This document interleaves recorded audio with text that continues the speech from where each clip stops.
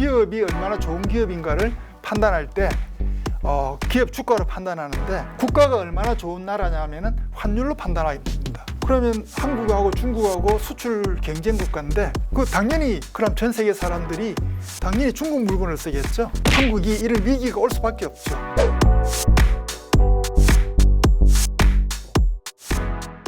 지금 얘기해 주신 이런 이론 말고 다른 걸로 조금 확인하는 방법이 있을까요? 가장 기본적인 거는 환율이죠. 그 다음에 이제 금값 요 정도인데 이제 미국의 환율입니다. 우리 6대 기축국가 다른 나라 일본 스위스 걔네들하고 상대 비교로 이제 미국 달러를 비교한 건데요. 여기서 보시더라도 언제부터죠? 2000년도부터 2008년까지 7년 말까지 미국 환율이 어마어마하게 지금 절하가 되어 있습니다.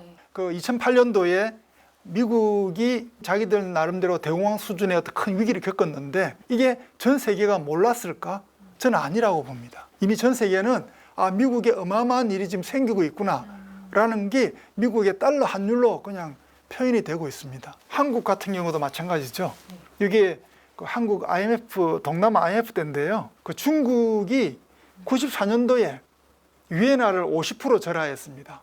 빨간색 선이거든요. 근데 한국은 환율을 원화를 강세로 가고 있어요. 반대로. 그러면 한국하고 중국하고 수출 경쟁 국가인데 당연히 한국이 이런 위기가 올 수밖에 없죠. 중국은 물건을 50% 싸게 파는데 한국은 계속 물건을 더 비싸게 판다? 그럼 전 세계 사람들이 당연히 중국 물건을 쓰겠죠. 그래서 이게 결국은 한국이 IMF 겪고 이제 비슷한 수준까지 원화가 절하된 상태로 가버린 거죠. 지금도 마찬가지입니다. 지금도 일본 같은 경우에 환율 절하를 지금 어마어마하게 하고 있습니다.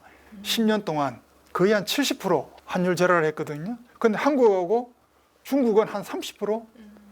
일본이 왜 요즘 잘 나가냐? 어마어마하게 지금 물건을 싸게 팔고 있는 거죠. 자기 나라에서 만들어서. 기업이 얼마나 좋은 기업인가를 판단할 때 기업 주가로 판단하는데 국가가 얼마나 좋은 나라냐면은 환율로 판단하게 됩니다. 그렇게 우리가 이해하시면 되겠습니다. 다른 건 다 꼭지입니다. 제가 보더라도요. 다른 건 다 꼭지인데 금은 아직 꼭지가 아닙니다. DDM에 의하면은 배당이 있었고 이자가 있었고 임대료가 있었고 이게 다 그 주택, 채권, 주식과 관련되는 거잖아요. 근데 금은 미래 배당이 없습니다. DDM의 가격 논리에서 얘는 해방되어 있어요.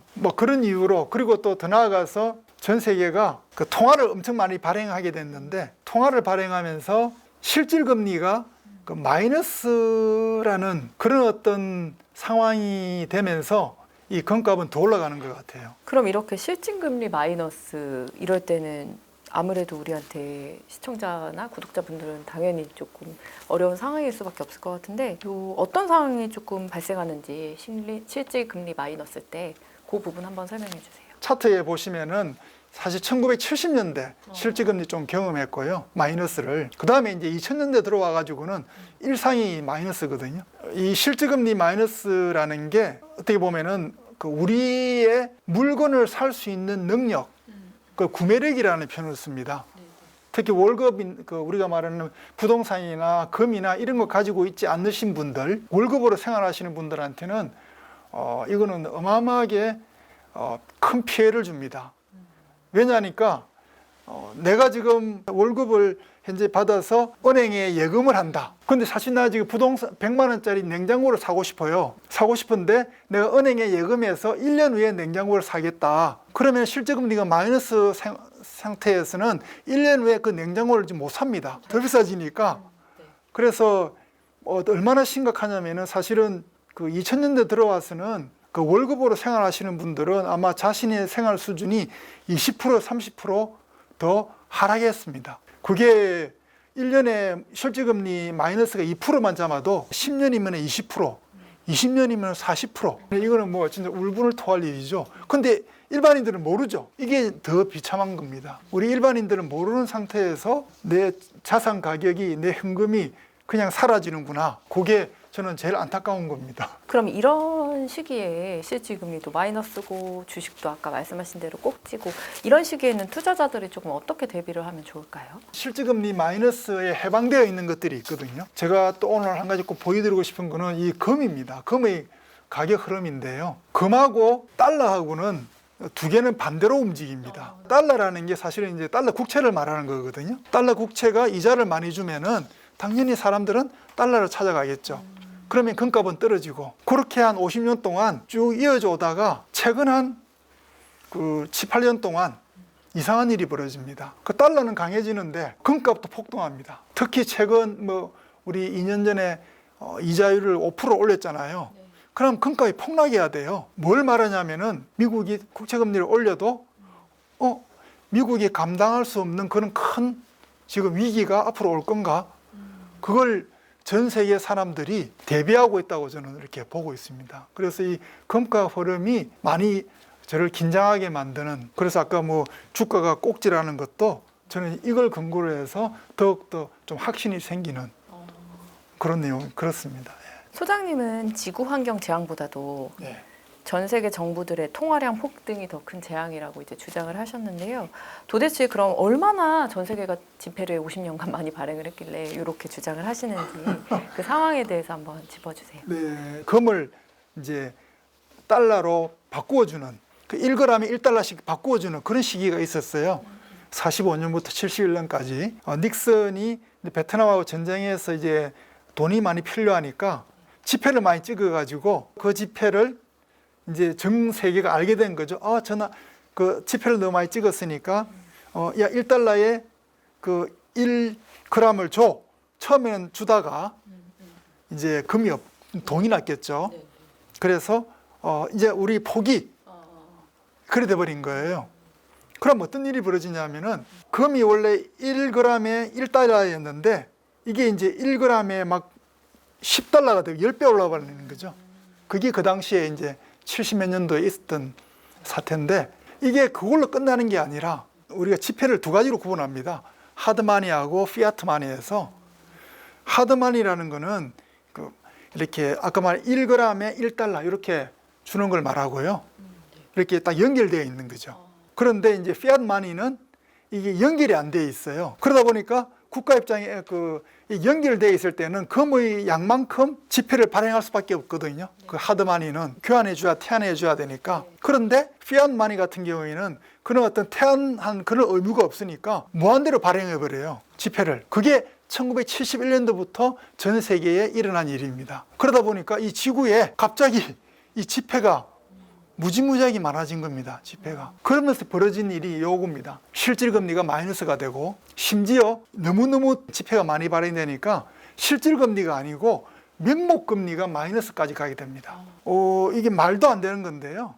사실 실질금리는 금리에서 물가를 빼버리니까 마이너스가 될 수 있는데, 명목금리는 물가도 안 빼는데 어떻게 마이너스가 갈 수 있느냐. 이게 지금 어마어마한 일이 벌어진 겁니다. 아까 그렇게 지폐를 어마어마하게 찍었으니까 명목금리가 두 번이나, 그것도 전 세계 선진국 국채의 한 절반 정도가, 사실 한국도 마이너스로 발행했습니다. 잘 모르시겠지만은 그만큼 이런 괴물이 생긴 거죠. 명목금리가 마이너스라는. 그런데 이 괴물 다음에 또 무슨 괴물이 생기냐면은 이런 괴물이 생깁니다. 비트코인은 쓰레기죠. 10년 전만 해도 쓰레기인데 갑자기 비트코인이 지금은 삼성전자 시총에 지금 한 3배? 지금 1000조 엄청 넘죠. 왜 이렇게 비트코인이라는 괴물이 나타났냐? 실질금리가 마이너스가 되고 명목금리까지 마이너스가 돼버리니까, 이게 무슨 말이냐면, 은행에 예금하면은, 아니면 그 미국 국채를 사면은 내가 10년 후에 내 돈이 줄어드는 거예요. 명목금리가 마이너스니까. 그러다 보니까 사람들이 차라리, 나는 구매력까지 상실하게 되잖아요. 물가가 있으니까.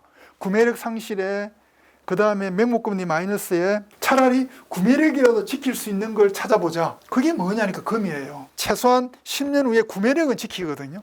자기의 어떤 물건을 살 수 있는 능력은 물가를 따라가니까, 금은. 그러다 보니까 사람이 금하고 비슷한 게 뭐 있지? 이 비트코인이 있는 거예요. 디지털 금이라고 그러죠, 얘를 갖다가. 그래서 이 당시에 아까 실질금리가 마이너스 때, 실질금리 마이너스 때 비트코인이 가격이 형성이 되고요. 이때 금도 폭등합니다. 금도 같이 폭등하죠. 그러니까 우리가 지금 통화량이 조금 전에 얼마나 풀렸냐고 물으시는데, 이게 이제 통화량이 풀린 내용인데요. 네. 말도 안 되게 풀린 거죠. 신흥국도 그렇고 선진국도 그렇고 지금 어마어마하게 언제 2000년도예요. 지금 해서 GDP의 300% 수준까지 전 세계 GDP에 네. 이게 보시면 이거는 이제 IIF라는 어떤 전 세계 부채를 이렇게 통계를 내는 곳에서 낸 통계 수치고요. 더 재밌는 거는 이거죠. 재밌다기보다는 더 심각한 내용인데 조금 전에 제가 본 게 이게 300조 달러잖아요. 네. 이걸 갖다가 저희는 명목 부채라 그럽니다. 눈에 보이는 국가가 지금 현재 딱 그 국가 부채에 잡혀 있는 거.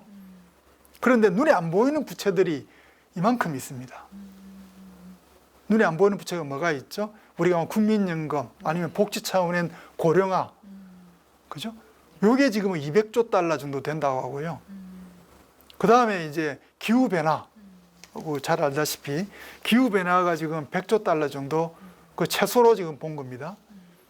필요하다 그러고 요걸 다 합쳐도 지금 600조 달러입니다. 이걸 국가가 갚아 나가야 됩니다. 그 계속 피해만이를 찍을 수밖에 없습니다. 요걸 이제 저는 걱정을 가장 많이 하고 있는 거. 요게 지금 저는 가장 큰 걱정입니다. 왜냐니까 그 독일이 1919년도에 이제 전쟁 배상금으로 GDP의 10%를 그 전쟁 배상금 냈다 돼 있거든요. 그리고 돈이 없으니까 이 피해만이를 찍었어요. 그래서 그 당시에 그 피해만이가 한 90%, 그 다음에 GDP의 10%를 전쟁 배상금으로 줘야 되고 그러다 보니까 계속 무한대로 피해만을 찍을 수밖에 없는 그런 상황이었어요. 전 세계가 1971년도 아니면은 뭐 2008년도 이렇게 사람들이 지금이 어떤 위기일까라고 생각을 하는데 저는 뭐 1970년도 스태그 때도 아니고 2008년도 금융위기 때도 아니고 저는 1920년대 초 독일 그 당시에 그 하이퍼 인플레라는 표현을 쓰거든요. 그때하고 지금이 비슷한 거 아니냐. 왜냐니까 지금 보시면은 전 세계 GDP에 요 세 개만 합쳐도요 600조니까 달러로 매년 6% 정도의 우리가 말하는 피해마니를 찍어야 됩니다. 그래서 저는 어마어마한 어떤 고물가 상태가 올 것 같은 그런 불안이 있고요. 그런데 이거는 우리 개인으로 막을 수가 없습니다. 우리가 지금 이런 말하면 이상하지만은 물가채라는 그런 게 아마 지금 있는 것 같아요. 예를 들어서 100억, 200억 부자들은 그 주식이 올라가고 내려가는 그런 데 관심 없습니다. 그냥 내가 10년 후에, 20년 후에 내 100억의 구매력이 유지되기만 하면 됩니다. 10년, 20년 후에 그 구매력이 유지만 되면은 부자들은 그냥 편안하게 그죠? 살 수 있으니까. 그래서 나온 사실은 어떤 채권이 물가채라고 할 수 있습니다. 그리고 물가채는 그 신흥국은 발행을 못 합니다. 왜냐니까 물가가 안정된 국가만 발행이 가능합니다. 다행히 한국도 물가채 발행한 지 지금 한 20년 안 됐고요. 그렇게 지금 발행을 했고 물가채가 얼마나 좋으냐면은 물가채 ETF인데요. ETN인데 가격 흐름도 되게 아름답죠. 최근 물가가 폭락했잖아요. 9%에서 3%까지. 그런데도 물가채 가격은 올라가고 있습니다. 그리고 전 세계가 지금 우리가 9%에서 3% 떨어지고 이걸 지금 안 믿는 거예요. 그래서 저는 차트를 좋아하고 가격 흐름을 좋아하는 게 우리가 생각하는 그런 어떤 정부에서 시책위에서 놓는 물가 안정이라든지 그런 게 아니라 얘는 진짜 사람의 어떤 심리를 보여준다는 거죠. 그래서 이 물가는 보면은 이게 물가채의 기본인데요. 그 구매력을 지킬 수 있냐면은 놀랍게도 물가채는 이자율이 좀 낮습니다. 예를 들어 국채 이자율이 3% 할 때 이 물가채 이자율이 1.5% 한 절반 정도 되거든요. 그런데 1년마다 물가 상승분만큼 원금화 시켜버립니다. 예를 들어서 그 물가가 5% 올랐다 1년 동안 그러면은 원금이 5% 증가합니다. 내가 1억이면은 1억 500만 원만큼 원금이 증가하는 거죠. 10년이면요 5천만 원이 증가합니다. 어마어마한 상품이죠. 그런데 사실 이게 나와 있듯이 2014년까지는 이 원금 상승분에 대해서는 세금까지 안 때렸습니다. 그런데 이제 워낙 많은 사람들이 물가채를 많이 사니까 국가에서 원금 상승분에 대해서도 이제 세금을 때리면서 그 당시에 이렇게 비과세인 상태에서는 현물 사는 게 훨씬 나았고요. ETF보다.